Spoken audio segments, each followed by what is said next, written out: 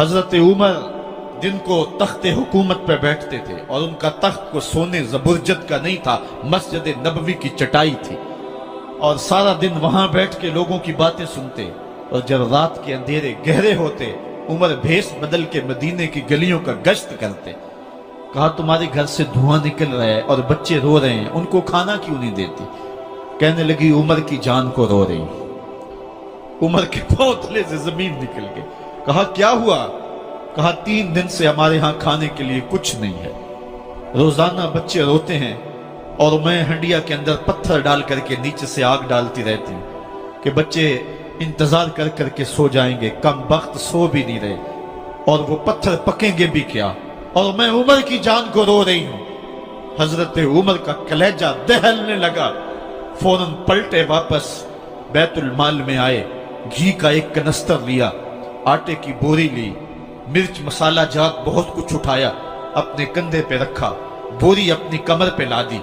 उमर बैतुल माल से निकले तो आपके खादम असलम ने देख लिया, आगे बढ़ा, कहा मेरे आका मैं उठाता हूं। उमर की आंखों में आंसू है। कहा असलम कयामत के दिन मेरा बोझ उठा लोगे? कहा कयामत के दिन तो अपना अपना बोझ उठाना पड़ेगा। कहा उमर को आज अपना ही उठाने दो। हजरत उमर वो घी का कनस्तर और वो आटे की बोरी सर पे उठाए हैं और उस खातून के घर जाते हैं और दस्तक देते हैं। वो जब देखती है उसकी जान में जान आ जाती है। कहा जल्दी जल्दी आटा गूंदो, और उमर सब्जी काटने लग जाते हैं। हजरत उमर रज़ी अल्लाह ताला अन्हो सब्जी तैयार कर देते, उधर आटा गूंद जाता है और फिर ऊपर चूल्हा रखा जाता है, चूल्हे के अंदर आग रखी जाती है, वो खाना पकाने लगती है, आग बुझती है। तारीख ने लिखा है आग बुझने लगती है, उमर झुक करके फूंके मारता है। उमर झुक झुक के फूंके मारता है। खाना पक गया और बच्चों के सामने खाना रख दिया, बच्चे खा रहे हैं। अब बच्चे रो रो के निढाल हो चुके थे। हजरत उमर अपने हाथों को और अपने घुटनों को और अपने पांव को जमीन पे लगा के, जिस तरह बकरी का बच्चा चलता है वेड़े के अंदर, कभी इधर चलते हैं कभी इधर चलते हैं, ताकि बच्चे मुझे देख के खुश हों और दिल में कहते उमर जितना रुलाया है अब इतना हंसाना भी पड़ेगा।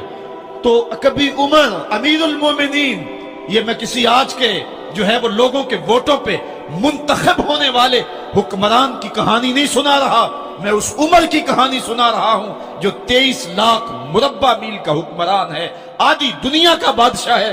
हजरत उमर जो है जिस तरह बकरी का बच्चा चलता है, इस तरह अपने हाथ और अपने घुटने जमीन पे टेक करके जो है वो इस तरह चलते हैं। बच्चे उमर को देख के मुस्कुराते हैं। जब बच्चे मुस्कुराने लगे तो हजरत उमर ने उस खातून से कहा बुढ़िया उमर को माफ कर दे। उसने कहा तू इतनी हमदर्दी क्यों करता है?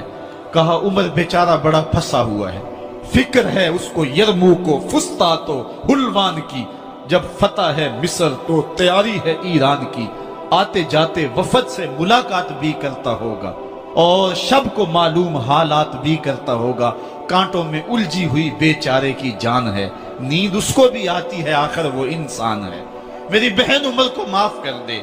उसने कहा नाना उमर की बात मेरे सामने न कर, कयामत का दिन होगा, उमर का गिरेबान होगा और मेरा हाथ होगा। जब उसने ये बात कही तो उमर बर्दाश्त न कर सके, बच्चों की तरह बिलक बिलक कर रोने लगे।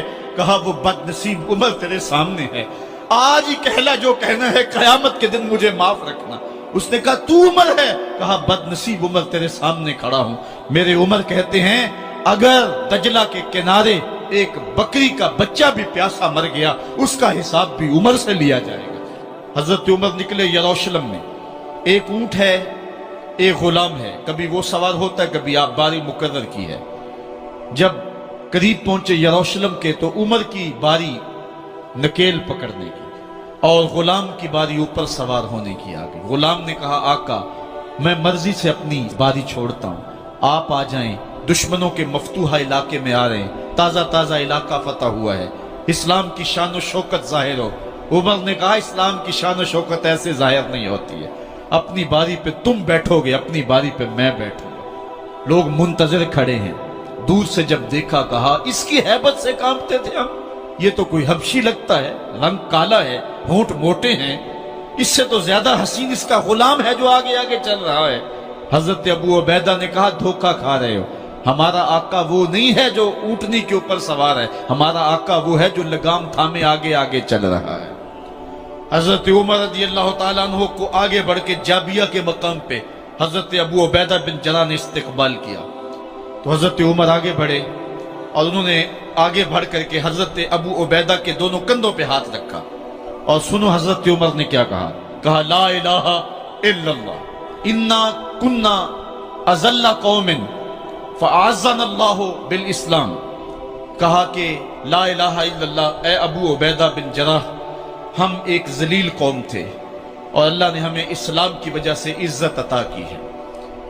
اور میں تمہیں ایک تاریخ ساز بات کہنے لگا ہوں، اور وہ یہ ہے کہ جب تک ہم اس عزت والے اسلام کے دامن کو تھامے رہیں گے ہماری عزت قائم رہے گی، اور جب اسلام کے علاوہ کسی اور جگہ سے عزت ڈھونڈیں گے تو رسوا کر کے رکھ دیے جائیں گے۔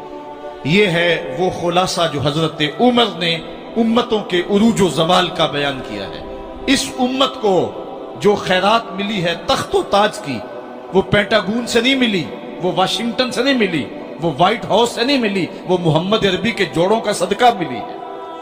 اس لیے جب ہم نے اسلام سے انحراف کیا، پاکستان حاصل کیا گیا تھا، پاکستان کا مطلب کیا؟ لا الہ الا اللہ، ہم نے اس نعرے کو چھوڑ دیا ہوا ہے، ہم نے انحراف کر دیا ہے۔ آج ہماری نظریں مغرب کی طرف لگی ہے کہ تخت و تاج اس سے نصیب ہوتے ہیں، اور دنیا کے اوپر ہم رسوا ہو کے رہ گئے۔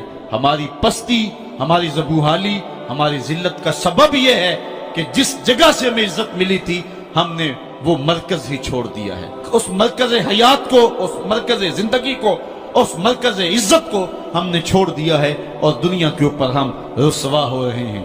انہی حضرت عمر کی کہانی ہے۔ وادی تہامہ سے گزر رہے تھے کہ بچوں کی طرح بلک بلک کے رونے لگے۔ کہا عمر جوان آدمی ہو اور بچوں کی طرح بلک کے رو رہے ہو؟ کہا تم نہیں جانتے، مجھے بچپن کی کہانی یاد آ گئی۔ کہا کیا کہانی ہے؟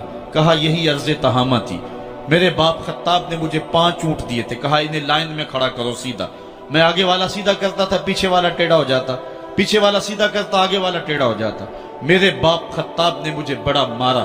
کہا ایک عرب کے بیٹے ہو کہ تم سے 5 اونٹ لائن میں کھڑے نہیں ہوتے؟ کہا ایک زمانہ عمر پہ وہ تھا کہ اس سے 5 اونٹ لائن میں کھڑے نہیں ہوتے تھے، اور آج شرق سے لے کر غرب تک 23 لاکھ مربع میل کی حکمرانی، اور انسان بھی لائن میں کھڑے ہیں۔ یہ محمد عربی کے جوڑوں کا صدقہ نہیں ہے تو اور کیا ہے؟ عمر سے تو 5 اونٹ لائن میں کھڑے نہیں ہوتے تھے۔